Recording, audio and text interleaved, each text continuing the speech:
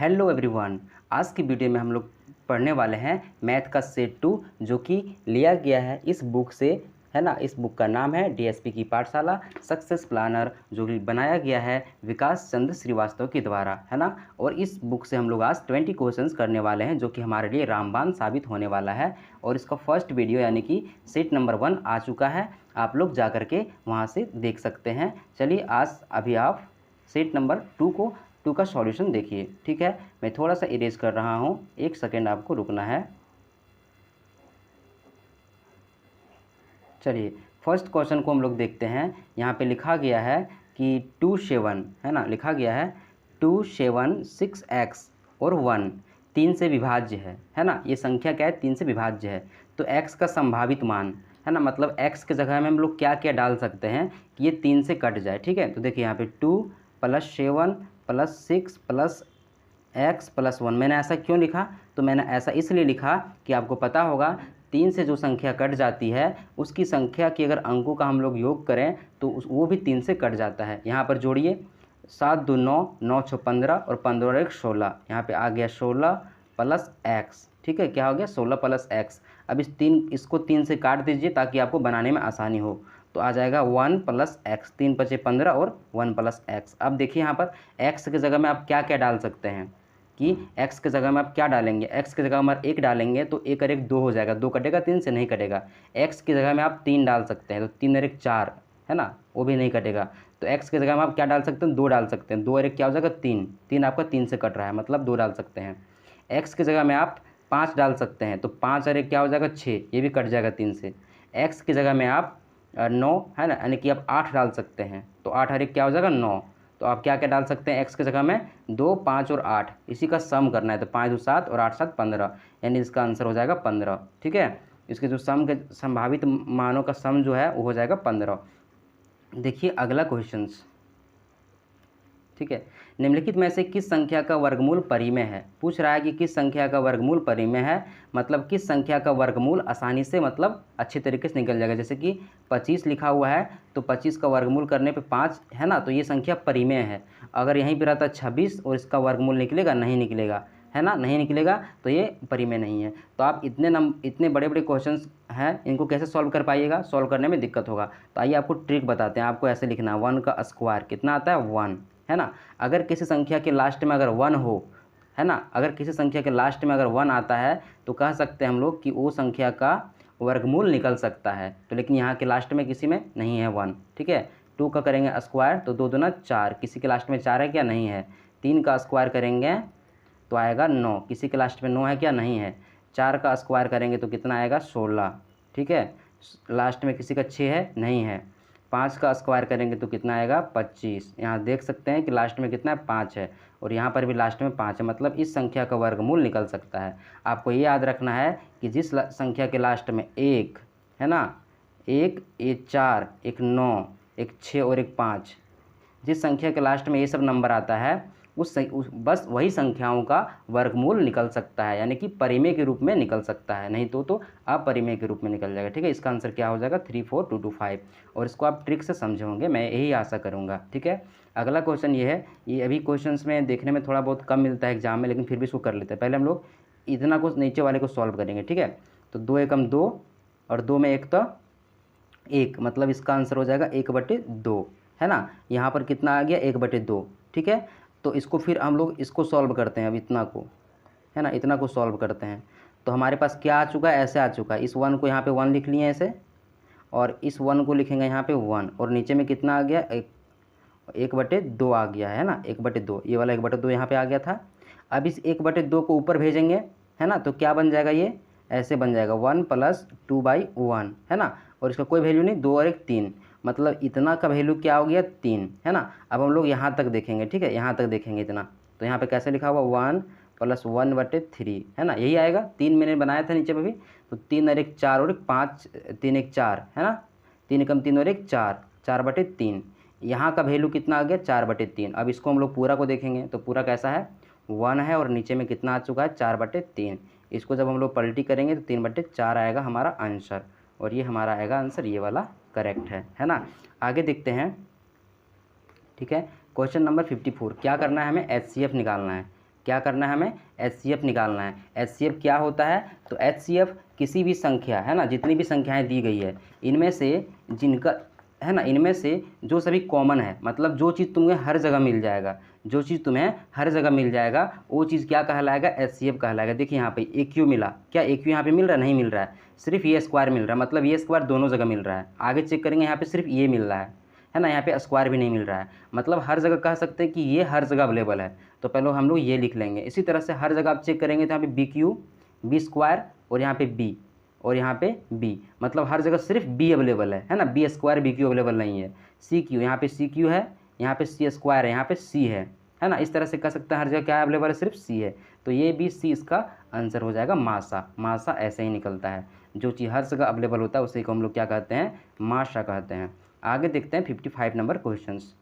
किसी स्कूल में लड़कों और लड़कियों की संख्या का अनुपात कितना है, 3 और 2 है। ठीक है, यदि 20% लड़कों और 25% लड़कियों को छात्रवृत्ति प्राप्त होती है तो कितने प्रतिशत छात्रों को छात्रवृत्ति प्राप्त नहीं होती है। अगर 20 को प्राप्त हो रही छात्रवृत्ति तो 80 को नहीं हो रहा होगा। अगर 25% लड़की को छात्रवृत्ति प्राप्त हो रही है मतलब 75% लड़कों को नहीं हो रहा होगा। तो रेशियो कितना गया दिया गया यहाँ पे, 3:2। इसको मान लेते हैं हम लोग, ये 300 है और ये है 200। ठीक है, ये 200 मतलब 300 लड़का और 200 लड़की। 300 में से 20 को छात्रवृत्ति प्राप्त हुआ मतलब 80 को नहीं हुआ है, तो 300 का 80% हम लोग निकाल लेंगे, है ना। तो 300 गुना 80/100, 300 गुना 80/100, ये हमारा क्या निकल जाएगा, 80%। 8 या 24, 240 लड़कों को छात्रवृत्ति नहीं मिला है। इसी तरह से 25% लड़कियों को मिला है, मतलब 75% लड़कियों को नहीं मिला होगा। 200 का 75% निकालेंगे है ना, तो आ जाएगा हमारा 150। कितना आएगा, 150। ठीक है, टोटल बच्चा की पता करें तो टोटल बच्चा किसको नहीं मिला है, तो इधर 150 और इधर कितना आ जाएगा, 0 का 0, 5 4 9 3, मतलब 390 लोगों को छात्रवृत्ति नहीं मिला है। कितना में से, टोटल कितना था, 300 और 200, 500 बच्चा था, तो 500 में से इतना को नहीं मिला है। और हमें क्या करना है, प्रतिशत निकालना है, इसलिए हम लोग यहाँ पे क्या करेंगे, 100 से मल्टीप्लाई कर देंगे। ये 100 कटेगा और यहाँ से 5 7 35 है ना, और 4 5 8 40, 78% लोगों को छात्रवृत्ति नहीं मिली है। आशा करते हैं ये क्वेश्चन का आपको सॉल्यूशन बहुत अच्छे तरीके से समझ में आया होगा। आगे देखते हैं 56 नंबर क्वेश्चन जो आपको नहीं दिख रहा है, तो मैं थोड़ा सा बुक से देखने का प्रयास करूँगा, है ना। ठीक है, थोड़ा सा ये टाइपिंग वगैरह में मिस्टेक हो जाती है। 56 बोल रहा है कि 15 संतरा का क्रय मूल्य 20 संतरों के विक्रय मूल्य के बराबर है। यानी 15 का CP है ना, CP मतलब क्रय मूल्य 20 संतरों के SP के बराबर है, यानी कि सेलिंग प्राइस, बेचने के प्राइस से। यहाँ से आप CP/SP निकाल लीजिए, तो 15/20, मतलब वो 15 में खरीद रहा है और 20 में बेच रहा है, तो हानि पता करना है। ठीक है, 1 मिनट, CP/SP 15 संतरों का क्रय मूल्य, 15 संतरों का क्रय मूल्य 20 संतरों के विक्रय मूल्य के बराबर है, 20 संतरों के विक्रय मूल्य के बराबर है। तो CP/SP ऐसे होगा ना, इधर था 20 और ये चला जाएगा नीचे में 15। अब देखिए 20 में खरीदा और कितना में बेच रहा है, 15 में, यानी कि 5 रुपये का हानि हो रहा है, कितना में से, 20 में से। इसको आप 100 से मल्टीप्लाई कर दें तो हमारा परसेंट निकल जाएगा, 20 5 100 और 5 5 25, यानी कि 25% का उसको हानि हो रहा है। ठीक है, चलिए आगे देखते हैं। चलिए अगला क्वेश्चन देखते हैं, 57 नंबर क्वेश्चन। 25 लीटर के एक मिश्रण में दूध और पानी का अनुपात कितना है, 4 और 1 अनुपात, है ना। 25 लीटर दूध है, उसमें से 4 है क्या, दूध, और 1 है पानी, है ना। तो 4 कितना होता है, 5। 5 से 5 को डिवाइड करेंगे कितना आएगा, 5 आएगा, मतलब 5 जगह 20 लीटर क्या है आपका दूध है और 5 लीटर क्या है, पानी है। इसमें बोल रहा है कितना लीटर और दूध मिलाना है। ठीक है, कितना लीटर दूध और मिलाना है, तो 20 लीटर इधर था और नीचे में 5 था, तो 20 में कितना x मिलाएंगे, है ना, क्योंकि हमें दूध मिलाना है, पानी में कुछ नहीं मिलाना है, तो पानी में हम लोग कुछ नहीं मिलाएंगे। तो दूध में कितना मिला दिए हम लोग, x, और ये हमारा रेशियो हो गया 16/1। ठीक है, इसको सॉल्व करते हैं हम लोग, तो 20 आ जाएगा इधर, 20 से कम 20 और x से कम x और 16 × 80। यहाँ से हमारा x निकालेंगे तो क्या आ जाएगा, 60 लीटर, यानी कि हम लोग 60 लीटर हम लोग अगर दूध और मिलाते हैं तो हमारा रेशियो कितना हो जाएगा, 16/1। चलिए आशा करते हैं आपको समझ में आ रहा होगा। अगला जो क्वेश्चन है 58 नंबर, राम और श्याम के बीच एक धनराशि 8:9 में विभाजित है। यदि श्याम को इतना पैसा प्राप्त हुआ तो राम को कितना प्राप्त, देखिए यहाँ पे। ठीक है, राम को मिल रहा है 8 और श्याम को मिल रहा है 9, 19, ठीक है। और श्याम को बोल रहा है इस 19 के बराबर क्या है, 247 है ना, कितना है, 247 है। तो 8 के बराबर क्या होगा, तो हम लोग 247 को 19 से भागा कर देंगे और 8 से क्या करेंगे, मल्टीप्लाई कर देंगे, ठीक है। और इसको हम लोग काटेंगे तो 19 एकम 19, 19 एकम 19 और बच जाएगा यहाँ पे 5 और 19 तिया 57, 19 तिया 57, ठीक है। और 13 8 चौरोतल से 104, हमारा आंसर कितना आ जाएगा, 104। आगे देखते हैं क्वेश्चंस 59 नंबर। डी एक कार्य को 18 दिन में कर सकता है। एक व्यक्ति डी है, ये एक कार्य को 18 दिन में कर सकता है, ठीक है। ई उसी कार्य को आधे समय में कर सकता है। आधे समय में कहने का मतलब 9 घंटे में कर सकता है। यदि दोनों एक साथ कार्य करें तो समाप्त होने में कितना समय लगेगा, इसका एक सूत्र है, ठीक है। अगर दो व्यक्ति अगर साथ में काम कर रहा है तो उसका एक सूत्र है ऐसे करके, ठीक है। इसमें बैठाएंगे तो 18 गुने 9 और दोनों को जोड़ेंगे तो 9 तिया 27, यहाँ से काटिए 9 तिया 27, 3 छक्के 18, ठीक है। कितना देर में ये कर लेगा, 6 दिन में कर लेगा ना, दिन दिया हुआ है, ठीक है। आगे देखते हैं 60 नंबर क्वेश्चंस, ठीक है। दो पाइप ए और बी एक टंकी को इतना देर में भर सकते हैं, मतलब एक टंकी, दो टंकी है। पहला टंकी ये जो है ये आपको 45 घंटे में भर सकता है और दूसरा जो है टंकी बी ये आपको 36 घंटे में भर सकता है। यदि दोनों पाइप को एक साथ खोल दिया जाए, वही फिर आ गया फॉर्मूला कि दोनों एक साथ मिल करके काम करेगा, तो क्या करेंगे 45 गुने 36 और नीचे में 45 जोड़ 36, ठीक है। इसका आंसर आ जाएगा 45 गुने 36 और यहाँ पे 6 5 11 का 1 और 4 3 7 1 8, काटिए 9 9 81 और 9 5 45 और 9 चक्के 36, 5 चक्का 20, कितना आंसर आ जाएगा, 20 घंटे में टैंकी को भरने में समय लगेगा। अगला क्वेश्चन देखते हैं कि एक निश्चित दर पर किसी विशेष राशि के लिए 4 वर्ष और 8 वर्षों के बीच साधारण ब्याजों का अनुपात ज्ञात कीजिए, ठीक है। मतलब कि एक कुछ पैसा है, ठीक है, उसमें 4 साल में और 8 साल में कितना ब्याज मिलेगा, ठीक है। तो मान लीजिए आपके पास 100 रुपया है, ठीक है, और 1 साल में आपको मिलता है 5 रुपया, तो आप 4 साल में कितना मिलेगा, 5 चक 20 रुपया और 8 साल में कितना मिलेगा, 40 रुपया। दोनों को काट दीजिए, 20 एकम 20, 20 दूना 40, क्या रेशियो निकल के आया, 1:2। तो हमारा क्या आंसर आ जाएगा, 1:2। चलिए अगला क्वेश्चन हमारा 62 नंबर देखते हैं। एक निश्चित राशि पर किसी दर पर 2 वर्ष के चक्रवृद्धि ब्याज, है ना, 2 वर्ष का चक्रवृद्धि ब्याज दिया गया है और 2 वर्ष का साधारण ब्याज दिया गया है। तो आपको निकालना है कि राशि कितना था, ठीक है। तो यहाँ पर देख लीजिए, आपको पता होगा चक्रवृद्धि ब्याज में क्या होता है, ब्याज का भी ब्याज लगता है। जैसे कि 2 वर्ष का ब्याज होना था 660 रुपया, लेकिन इतना पैसा हो गया, ठीक है। तो जो एक्स्ट्रा पैसा है वो ब्याज पर ब्याज लगा है, तो हम लोग 1 साल का ब्याज पहले निकाल लेते हैं, ठीक है। जब 2 साल का कितना है 660 रुपया, तो 1 साल का कितना हो जाएगा 330 रुपया। अब एक्स्ट्रा पैसा निकालते हैं जो हमें इस ब्याज पर लगा है, उसको कैसे निकालेंगे, तो 696.30 है ना, इसमें माइनस कर देंगे 660, तो पता चल जाएगा एक्स्ट्रा पैसा कितना लगा है। तो इधर आ जाएगा हमारा 3 और इधर आ जाएगा 6, उधर 3, मतलब 36 पॉइंट इतना पैसा लगा है। ये जो पैसा किस पे लगा है, इस पे पैसा लगा ब्याज पे ब्याज। अब ब्याज पे ब्याज पता चल गया है कि कितना लग रहा है, तो यहाँ से हम लोग प्रतिशत भी निकाल सकते हैं कि कितना प्रतिशत ब्याज लग रहा है ना। तो हम लोग प्रतिशत निकाल लेते हैं, तो 36.3/330 गुना 100, यहाँ से हमारा प्रतिशत निकल जाएगा, रेट निकल जाएगा, ठीक है। अब काटिए, इस 1 से कट गया और ये 10 से इसका ये वाला कट गया और 33 एकम 33 और 33 एकम 33, मैंने कि आर जो हमारा ना रेट, 1 साल का रेट कितना है प्रतिशत, 11%। तो 1 साल में कितना पैसा मिला था, 330 रुपया, है ना। 1 साल में इतना ना पैसा मिला था, मतलब ये 11% है, 11%। तो हमें यहाँ पे 100% निकालना है, 100% निकालेंगे तो इसको 11 से भागा करेंगे, इसको यहाँ पे 100 से मल्टीप्लाई करेंगे, 11 तिया 33 और 1 0 और यहाँ पर 0, ये हमारा 3000 रुपया। 3000 रुपया क्या हो जाएगा, हमारा मूलधन हो जाएगा, ठीक है। ये क्वेश्चन थोड़ा सा ट्रिकी था और इसको अच्छे से आपको देख लेना है। 63 नंबर क्वेश्चन देखना है कि 5 क्रमागत संख्याओं का औसत 10 है, तो बीच वाली संख्या क्या होगी, तो बीच वाली संख्या भी 10 होगी। कैसे, देखिए यहाँ पे 1 2 3 4 5 ऐसे है, कितनी संख्या है यहाँ पर 5 संख्या है, इसका औसत कितना होगा, 5 4 9, 9 3 12, 12 3 15, 15/5 बराबर 3। देख रहे हैं, औसत जो होता है हमेशा क्रमागत संख्याओं का बीच वाला आता है, तो औसत 10 था तो इसका बीच वाला संख्या भी कितना हो जाएगा 10। ये ट्रिकी क्वेश्चन था, इसको ऐसे ही सॉल्व कर लेना है, ठीक है। चलिए आगे देखते हैं। ठीक है, 4 नंबर क्वेश्चन। कोहरे में चलने वाली गाड़ी एक व्यक्ति को पार करती है, ठीक है, एक व्यक्ति को पार करती है, ठीक है क्वेश्चंस। तो उसी दिशा में 3 किलोमीटर प्रति आवर की गति से पैदल चल रहा था, ठीक है, एक लड़का है ना, एक लड़का उसी दिशा में 3 किलोमीटर प्रति घंटे की दिशा से चल रहा था, ठीक है। कोहरे में एक गाड़ी ऐसे गया, लड़का भी इधर जा रहा था 3 किलोमीटर प्रति घंटे की स्पीड से, है ना। वह उस व्यक्ति को उस गाड़ी को 100 किलोमीटर दूरी तक, है ना, और 4 मिनट तक देख सकता है, ठीक है।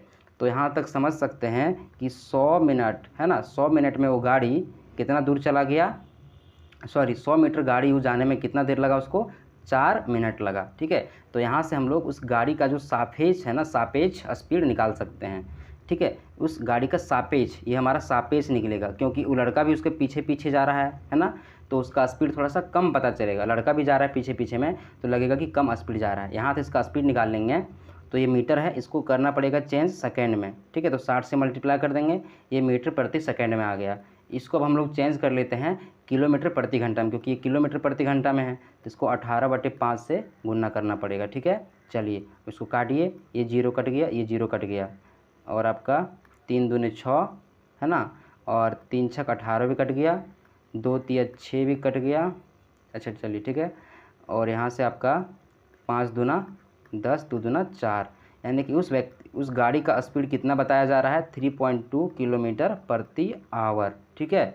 लेकिन लड़का भी उधर ही जा रहा है ना, और गाड़ी भी उधर ही जा रहा है, तो उसका गति कम हो जा रहा है। तो हम लोग यहाँ पे उस लड़के की गति को भी जोड़ देंगे, तो उस गाड़ी का गति निकल जाएगा 3 दूने 6 और 6 3 9, ठीक है, 9/2 किलोमीटर प्रति आवर। आपको समझ में आया होगा कि मैंने क्यों जोड़ दिया, ठीक है, 9.2 किलोमीटर प्रति आवर आ जाएगा।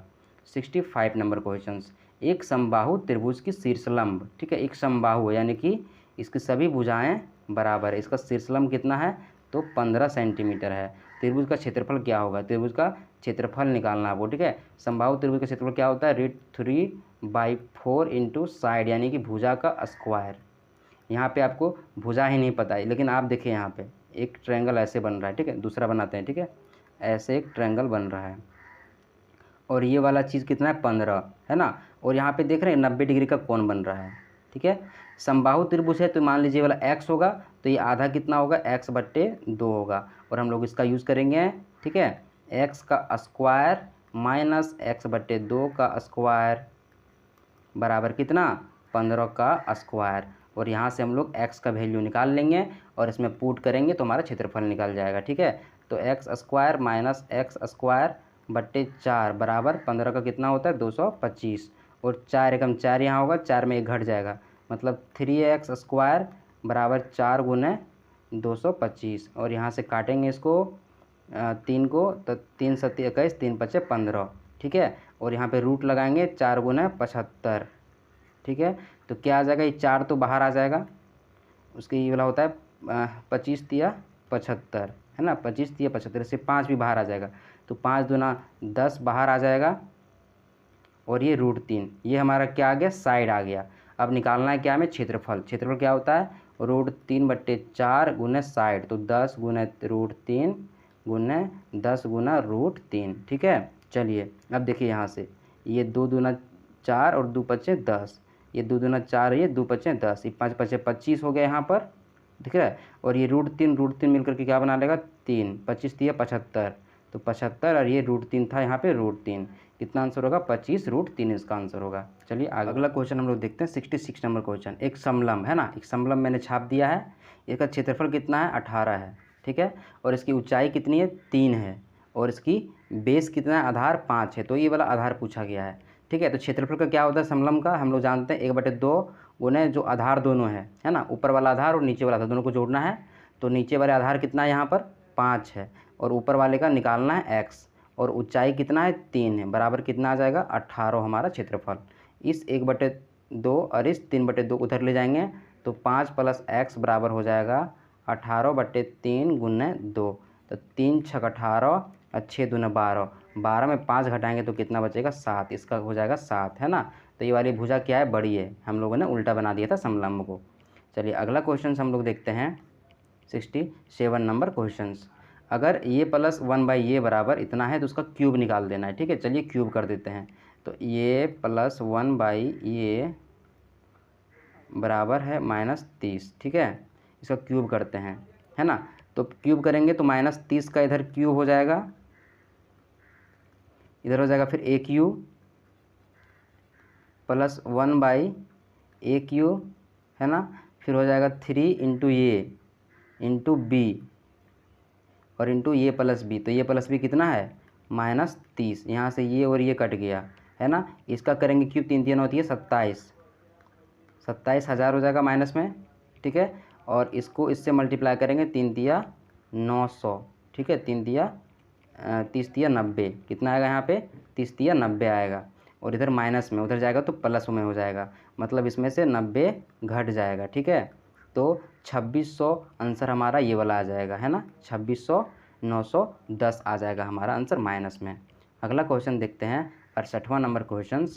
यदि कॉट ये बट्टे बी, ठीक है, बराबर इतना है तो इसका मान ज्ञात कीजिए। देखिए यहाँ पे हर जगह क्या प्रयोग हो रहा है, कॉस साइन कॉस साइन। तो कॉट का मतलब क्या होता है आपको पता होगा, कॉस बट्टे साइन। ठीक है, बराबर कितना दिया गया, ये बट्टे बी, है ना। ये मैंने कैसे निकाला, तो कॉट का वैल्यू यही होता है। तो कॉस की जगह में क्या बैठा देंगे, ये, तो ऊपर में ये बैठा दिया, साइन की जगह में बी, और नीचे में कॉस के जगह में बी और साइन की जगह में ये। कहाँ मिल रहा है ये वाला, ये प्लस बी, ये माइनस बी और ये प्लस बी। ठीक है, ये वाला आंसर हो जाएगा। और लास्ट क्वेश्चन आज का हमारा है, लास्ट क्वेश्चन है 69 नंबर है। एक और क्वेश्चन आएगा, इतनी मीटर ऊंची एक टावर, ठीक है, एक टावर है जिसका ऊंचाई है 32 और √3। टावर से इमारत के, है ना, इमारत के क्या लिखा हुआ, इमारत के शीर्ष पर। ठीक है, 1 मिनट में देख लेता हूँ 69 नंबर क्वेश्चन।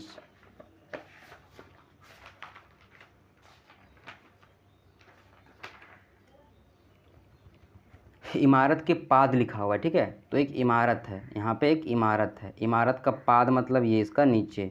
ठीक है, इसका अवनमन कौन बोल रहा है, कितना है 60 है, मतलब यहाँ 60 है, तो यहाँ पे भी कितना बनेगा 60 बनेगा। तो बोल रहा है इमारत से दूरी ज्ञात कीजिए, इस दूरी को ज्ञात करना है। ठीक है, तो चलिए हम लोग लाते हैं, इसको मान लेते हैं हम लोग, ये हमारा एंगल 60 लेंगे, तो ये हमारा हो जाएगा लंब और हो जाएगा आधार। तो लंब कितना है 32 बट्टे √3 और नीचे में आधार को मान लेते हैं, तो लंब बट्टे आधार बराबर tan थीटा, तो tan 60 डिग्री। ठीक है, तो 32 √3 बट्टे x बराबर tan थीटा 60 इक्वल टू √3। ठीक है, इस √3 कट गया, ये x यहाँ चला जाएगा, तो x बराबर कितना आ जाएगा 32 मीटर। नेक्स्ट क्वेश्चन है 70। ठीक है, एक समबाहुभुज के प्रत्येक अंतःकोण अपने बहिष्ठ कोण, है ना, अपने बहिष्ठ कोण से 36 डिग्री अधिक है। इस बहुभुज के भुजाओं की संख्या ज्ञात कीजिए। बोल रहा है एक समबाहुभुज है ना, और उसका प्रत्येक अंतःकोण जो है, अंतःकोण कितना होता है, तो n-2 इंटू 180, ये पूरा अंतःकोण है। इसको अगर n से जितना उसका भुजा है डिवाइड कर देंगे तो प्रत्येक अंतःकोण निकल जाएगा। बोल रहा है अपने बहिष्ठ कोण से 36 डिग्री अधिक है। ठीक है ना। तो किसी का बहिष्ठ कोण कितना होता है, तो बहिष्ठ कोण जोड़ेंगे ना तो 360 आता है, और प्रत्येक बहिष्ठ कोण निकालना, इसको 90 से कर देंगे भागा। ठीक है, और बहिष्ठ कोण से बोल रहा है 36 डिग्री अधिक है, मतलब ये दोनों को माइनस करेंगे तो कितना आएगा 36। चलिए माइनस कर देते हैं।